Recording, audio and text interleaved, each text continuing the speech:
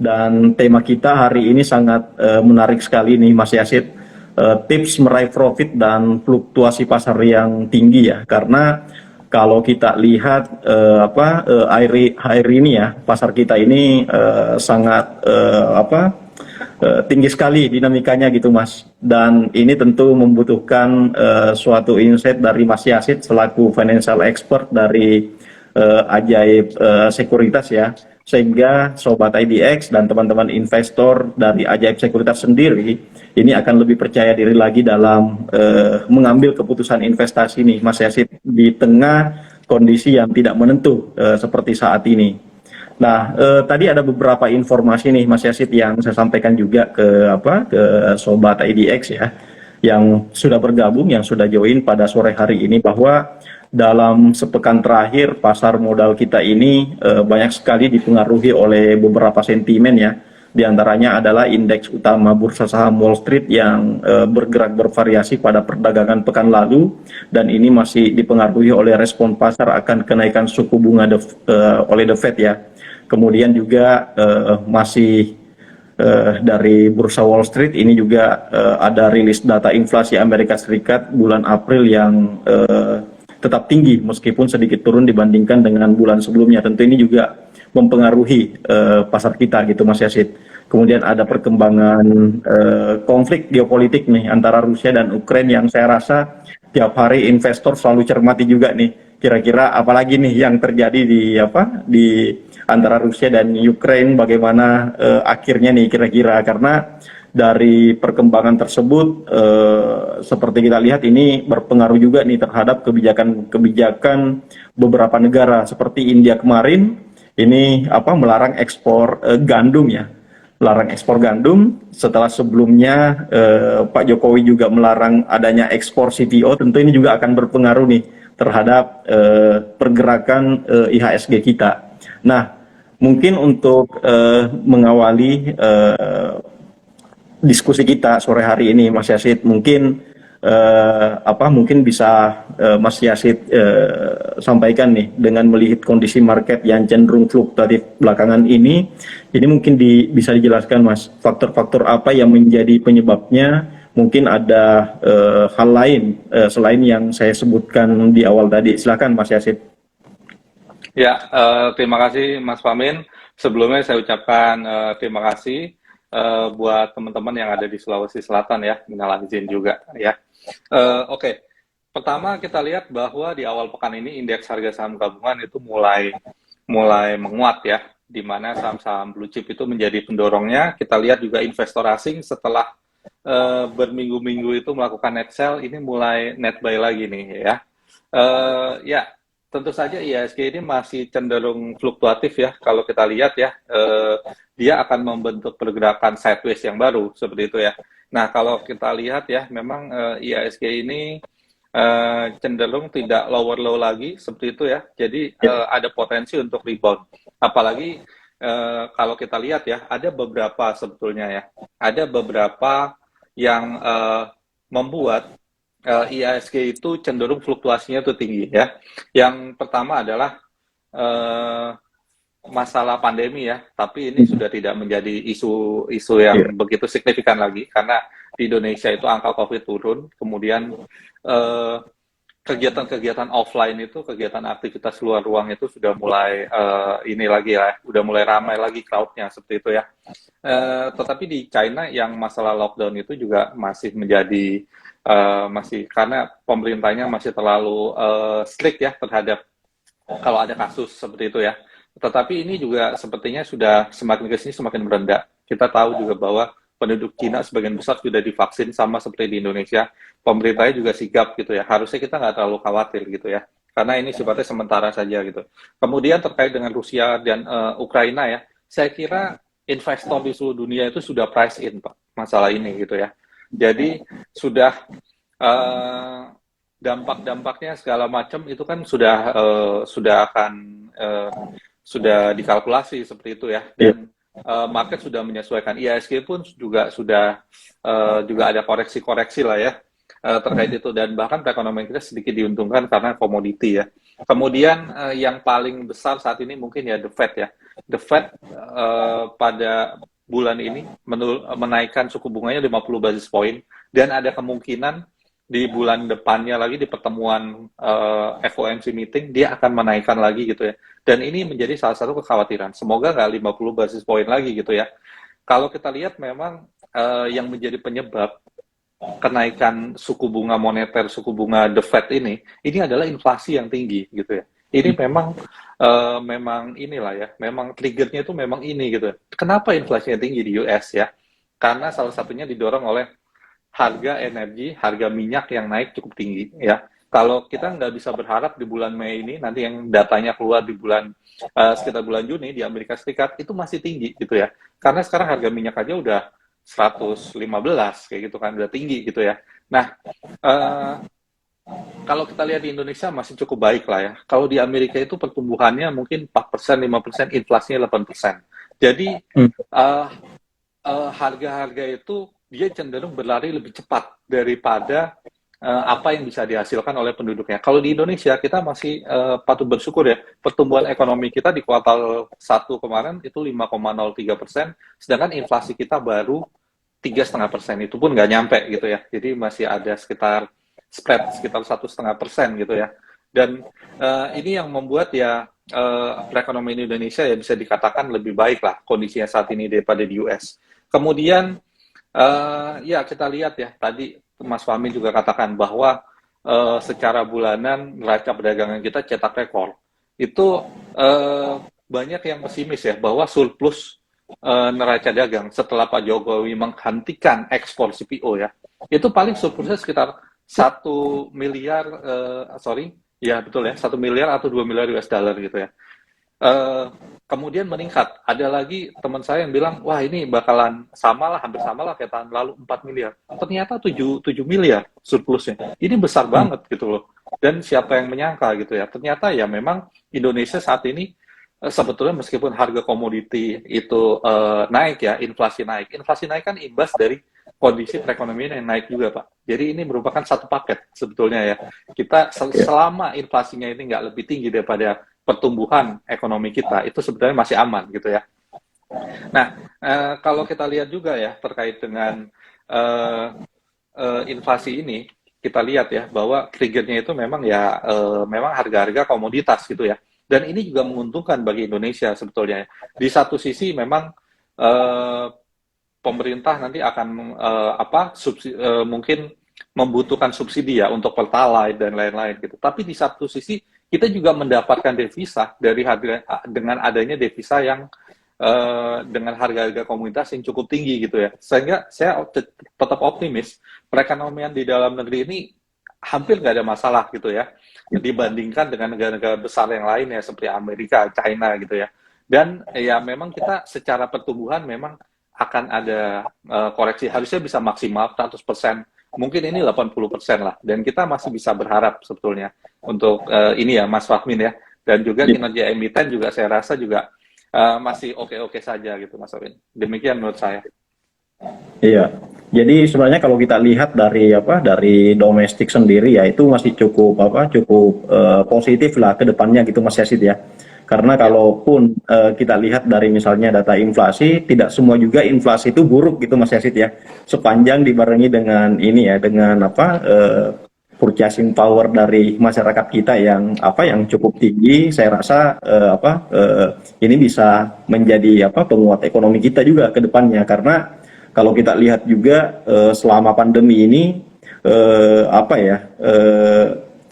belanja-belanja yang tertunda dari masyarakat kita mungkin baru saat ini gitu dikeluarkan, karena kalau kita lihat tabungan-tabungan misalnya di perbankan DPK itu kan lumayan tinggi juga ya, dan artinya selama kemarin memang masyarakat kita itu menahan gitu Mas, untuk membelanjakan uangnya gitu, fresh money-nya, dan mungkin baru saat ini gitu setelah melihat ternyata pandemi udah mau mulai transisi nih ke endemi gitu, artinya sudah ada tingkat kepercayaan masyarakat kita juga nih untuk membelanjakan dana mereka seperti itu, dan itu tentu akan berpengaruh juga ke perekonomian kita seperti itu Mas Yasid ya. 100% setuju Mas Fahmin. Iya. Iya, oke Mas. Nah, Kalau kita lihat nih Mas, ke IHSG kita ya, kalau Mas Yasid melihat data IHSG kita, mungkin sebelum kita libur panjang Ramadan kemarin ya, Idul Fitri kemarin, itu kan cukup lama nih market kita tutup, dan tentu banyak sekali gejolak dari global gitu yang seharusnya mungkin mempengaruhi market kita tapi tertahan karena masa libur yang cukup panjang ini. Kemudian ditambah kemarin ada lagi libur hari raya Waisak gitu. Jadi berlanjut gitu Ya. libur panjangnya gitu Mas Wasid. Yasid. Nah, kira-kira bagaimana Mas Yasid melihat pergerakan IHSG kita mungkin secara teknikal ya Mas.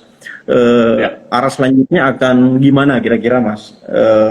Mungkin bisa dikasih gambaran gitu level supportnya atau resistennya gitu untuk IHSG kita. Ya, baik Mas Wamin ya. Ya, kita memang dalam berinvestasi saham ini kita juga harus juga melihat kira-kira IHSG-nya ini ke arah mana gitu ya, supaya kita ada gambaran lah. IHSG ini kan menjadi barometer pergerakan harga saham secara umum pergerakannya kemana gitu ya. Ya, memang selepas Lebaran IHSG kita memang anjlok ya, dan mungkin di IG live saya di Ajaib sebelum-sebelumnya juga sudah mengatakan hati-hati habis nanti ketika bursa dibuka habis bulan Ramadan itu jangan kaget kalau misalnya IHSG-nya anjlok kayak gitu ya. Karena memang ada kenaikan suku bunga The Fed ya, itu betul-betul memang dilaksanakan gitu ya. 50 basis poin langsung, dan itu merupakan kenaikan tertinggi dalam 20 tahun terakhir gitu. Karena inflasinya juga memang tinggi gitu ya. Nah, kemudian kalau kita lihat efek daripada kenaikan suku bunga yang membuat IHSG turun ini sepertinya sudah mulai tertahan. Jadi IHSG sudah membentuk kestabilan baru setelah downtrend cukup dalam ya, dalam jangka pendek dalam seminggu terakhir ya, bahkan menghapus kinerja positif IHSG selama 4-5 bulan ini gitu ya. Sekarang masih ada sisanya lagi nih 1% year to date-nya gitu ya. Kita melihat bahwa IHSG akan menemukan keseimbangan baru, bergerak sideways antara level 6.500 hingga ke level 6.700, 200 poin ya. Kemungkinan di situ tebakan kita gitu ya. Kemudian IHSG mungkin nanti biasanya kan ada window dressing akhir tahun gitu ya. Itu IHSG diharapkan bisa lagi menutup gap yang terjadi ya ketika market itu buka kemudian turun ya, itu di sekitar 7.200-an. Ini masih lama, masih 6 bulan ya deh. Jadi ada potensi IHSG akan kembali ke fitrahnya, yaitu pergerakan uptrend-nya dia sebetulnya ya. Kalau untuk level support tadi ya 6.500 itu bisa diperhatikan. Market kita juga sebetulnya pergerakannya itu nggak ancur-ancuran banget lah, nggak downtrend banget gitu ya. Investor pasar modal di Indonesia ini masih sayang dengan IHSG kita gitu ya. Ini kan kalau kita lihat 70% lebih ya, itu kan investor domestik, dan mereka mulai masuk lagi membeli saham-saham blue chip. Jadi penurunan net sell dari investor asing itu ini masih bisa dibalance dengan investor lokal kita gitu ya, karena sekarang posisinya berbeda. Kalau dulu banyakkan asing yang bertransaksi di bursa kita, sekarang banyakkan lokal gitu ya. Jadi kita masih bisa berharap IHSG itu nggak terlalu terpuruk lah. Dan kita juga sebagai investor ya, nggak semuanya saham itu kan turun, pasti ada yang naik ya. Ya kita lihat aja sektor cycle-nya ya. Mungkin nanti kita bisa bahas ya Mas ya. Nah menurut saya IHSG seperti itu ya, pergerakan antara 6.500 hingga 6.700 hingga 6.750 gitu ya. Hari ini naik karena ya memang kita lihat bursa Asia juga cenderung mengalami kenaikan kayak gitu ya. Jadi investor mengambil momentum. Investor asing juga hari ini juga tidak jor-joran melakukan net sell, bahkan net buy ya. Bahkan tadi ratusan miliar gitu. Net buy-nya gitu, sekarang berkurang ya nggak apa-apa, yang penting mereka nggak jualan. Nah kalau kita lihat ya ini memang karena ditopang ya oleh data-data perekonomian kita tuh sebenarnya bagus-bagus gitu ya, jadi kita nggak perlu terlalu khawatir lah ya gitu. Kemudian hubungan kita dengan misalnya dengan Eropa ya, itu kan sebagian besar perdagangan kita itu kan mungkin 70% lebih itu ke Asia Pasifik. Asia Pasifik masih aman sebetulnya gitu ya. Jadi mungkin ada efek psikologisnya aja, dan kita juga harus melihat berdasarkan data-data dong. nggak boleh begitu aja terpengaruh gitu ya. IHSG kita saya rasa juga ini kalau untuk investor long term menjadi kesempatan ya untuk kembali mengoleksi sebetulnya. Kalau untuk investor jangka pendek ya mungkin bisa melakukan apa tektok kayak gitu ya, secara trading, secara harian melakukan scalping gitu ya. Ini bagus banget posisinya gitu kalau saya bilang gitu ya.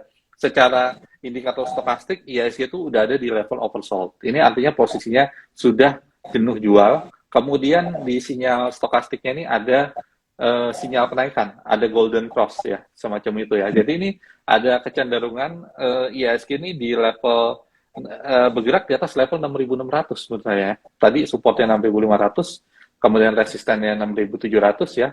Kalau di atas 6, cenderungnya tuh di atas 6.600-an gitu pergerakannya. Jadi ini masih prospektif lah pasar saham kita. Demikian Mas Pamin. Iya. Tadi menarik juga nih yang disampaikan oleh Mas Yasid bahwa masih ada momentum window dressing ya di akhir tahun yang kemungkinan bisa mengerek juga nih IHSG kita ke level 7 ribuan gitu di penghujung 2022 nanti gitu. Ya. Jadi sebenarnya ini bisa dibilang momentum juga ya buat teman-teman yang ingin mungkin nyicil ya untuk masuk ke emiten-emiten pilihan dari Sobat IDX, dan mungkin momentumnya apa ya Mas Yasid ya, karena ada fenomena juga kan yang kita selalu dengar gitu di market bahwa di bulan Mei ini ada sell on May and go away gitu. Apakah momentum ini kita balik gitu, justru kita melakukan pembelian pada saat di bulan Mei ini terjadi penurunan harga gitu Mas Yasid, karena kalau kita lihat seperti apa yang disampaikan oleh Mas Yasid tadi, sebenarnya ada momentum yang masih kita tunggu gitu ke depannya. Jadi kita manfaatkan gitu fenomena sell on May and go away ini dengan mengkoleksi saham-saham yang memang secara fundamental dan secara teknikal bagus gitu Mas. Kira-kira gimana nih Mas Yasid? Ya, tentu ya, dengan penurunan IHSG biasanya di bulan Mei ini bisa kita manfaatkan untuk kita beli lagi gitu ya. Ya, ini memang antara Januari sampai dengan bulan April ya, itu memang saya amati dari dulu itu IHSG kecenderungannya naik ya, apalagi dikala perekonomian Indonesia itu kembali membaik, ada recovery kayak gitu ya. Itu biasanya kencang sekali, seperti ya di tahun-tahun ini gitu ya.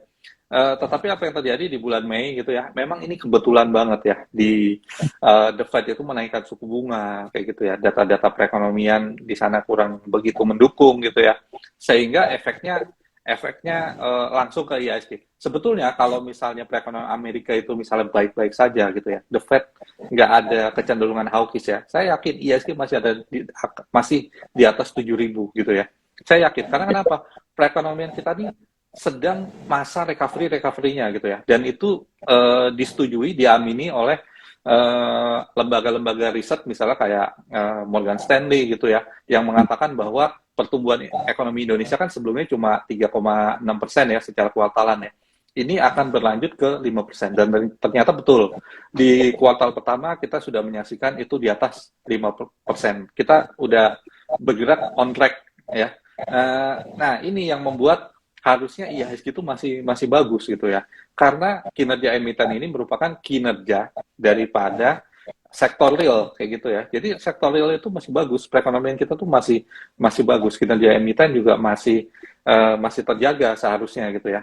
Nah, kalau kita lihat memang ya seharusnya ya sentimen daripada suku bunga ini mungkin hanya sesaat lah ya kira-kira ya. Selanjutnya IHSG itu masih akan on track bergerak di atas 7.000 ya. Mengenai sell on May and go away ya, ya saya rasa Mei merupakan salah satu bulan yang agak kurang begitu bagus buat IHSG. Tetapi kalau kita lihat berdasarkan data bulanan, yang paling buruk tuh sebenarnya kinerja IHSG di bulan November.